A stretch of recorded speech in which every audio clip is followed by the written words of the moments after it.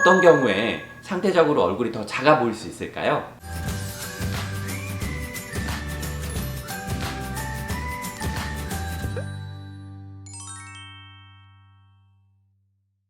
안녕하세요, 닥터디테일 압구정 송태일 원장입니다.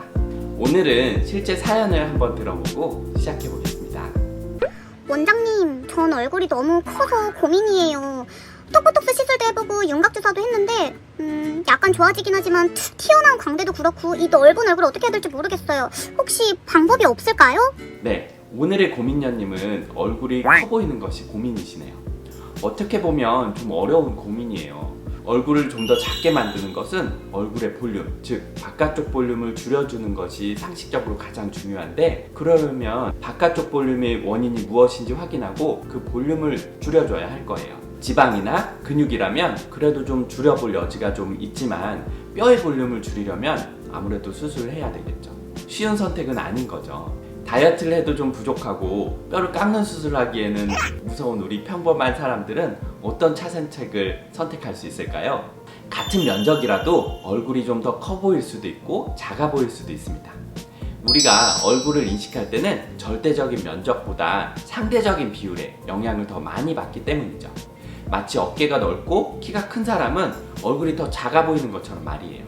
어떤 경우에 상대적으로 얼굴이 더 작아 보일 수 있을까요? 우리가 얼굴을 인식할 때 시선이 주로 중앙 부위 쪽에 집중되면 상대적으로 얼굴이 더 입체적이고 작아 보이는 느낌이고, 반대로 얼굴의 바깥쪽, 아래쪽으로 시선이 분산되면 얼굴이 더 넓고 커 보이는 느낌이 들 수 있습니다. 그래서 얼굴이 커 보인다고 말씀하시는 분들의 상당수는 이목구비가 작고 또렷하지 않고 중안면이 발달하지 않아서 볼륨이 좀 적은 경우, 그리고 옆광대가 도드라져 보이는 분들이 좀 많습니다. 이런 분들의 경우 이목구비와 앞광대 그리고 팔자 부위의 볼륨이 좀 작아서 얼굴이 더 밋밋해 보이고 입이 좀 더 나와 보이고 옆광대와 사각턱이 발달해서 인상이 좀 강해 보이고 얼굴이 넓어 보이는 그런 경우가 많습니다. 따라서 얼굴이 작아 보이도록 하는데 크게 두 가지 원칙을 적용할 수 있습니다. 첫 번째 원칙은 얼굴이 동일한 면적이라도 눈, 코, 입, 그리고 앞면의 중앙부 볼륨이 크고 확실하면 좀 더 입체적이고 상대적으로 얼굴이 작아 보이는 점입니다. 그리고 두 번째 원칙은 동일한 면적이라도 얼굴의 바깥쪽이 각져 있거나 볼륨의 중심이 아래쪽으로 모여 있을 때 얼굴이 좀 더 커 보인다는 점입니다. 이런 원리들을 종합해보면 얼굴이 작아 보이는 대표적인 필러 시술은 다음과 같습니다.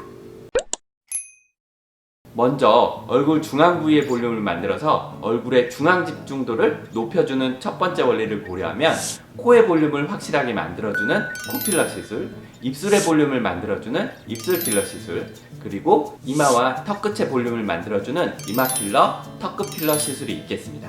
다음으로는 얼굴 바깥쪽에 각을 줄여주고 부드러운 곡선을 만들어서 외부로 빠지는 시선을 정리해주는 두 번째 원리를 고려하면 옆광대 부위의 각진 부분을 부드럽게 만들어주는 볼거진 필러, 관자 필러가 대표적이고요. 필러 시술은 아니지만 얼굴 바깥쪽 볼륨을 줄여주는 턱보톡스 또는 윤곽주사 등 이런 볼륨을 줄여주는 시술들이 효과적입니다. 실제 진료실에서 보면요, 체중을 줄여서 불필요한 지방 조직을 최소화하는 게 가장 확실하고 효과적인 방법이라는 것은 어쩔 수 없는 사실인 것 같습니다. 다만 이런 노력을 해도 조금 부족한 경우거나 이런 노력을 하면서 병행할 수 있는 방법이 어떤 건가? 라고 생각하시는 분들한테 도움이 될 수 있는 방법 정도 이렇게 이해해 주시면 좋겠네요. 오늘 영상이 고민녀님에게도 비슷한 고민을 하시는 구독자님들에게도 도움이 되셨으면 좋겠습니다. 지금까지 닥터디테일 압구정 송태일 원장이었습니다. 감사합니다.